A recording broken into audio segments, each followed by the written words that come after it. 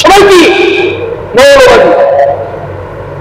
আল্লামা সাইদি রাহিমাহুল্লাহ তিনি বলেছিলেন, তোমরা যে আমাদেরকে মৌলবাদী বলছো, তোমরা ঠিকই বলছো আমরা মৌলবাদী, আমরা মূলে আছি, আমরা গোড়ায় আছি।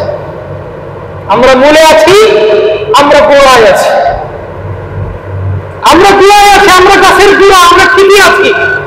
কিন্তু তোমরা যে আগাবাদী, গাছের মাথায় বসে বেশি লাফালাফি করবা না। গাছের মাথায় বসে বেশি লাফালাফি করবা না, কারণ মৌলবাদীরা যদি একটা ধাক্কা না, এক ধাক্কায় দিল্লি গিয়ে করবা। কার কথা? আল্লামা দেলাওয়ার হোসেন সাইদি রাহিমাহুল্লাহ। মিথ্যা তুকমা লাগানো হবে আলেমরা হচ্ছে মৌলবাদী, মিথ্যা তুকমা লাগানো হবে আলেমরা হচ্ছে জঙ্গিবাদ, মিথ্যা তুকমা লাগানো হবে আলেমরা হচ্ছে রাজাকার।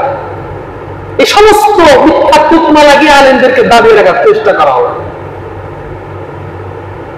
আর এই মৌলবাদী জঙ্গিবাদ রাজাকারের জিকির করতে করতে করতে জালেমরা আজকে মৌলবাদীরা পিছিয়ে রয়েছে।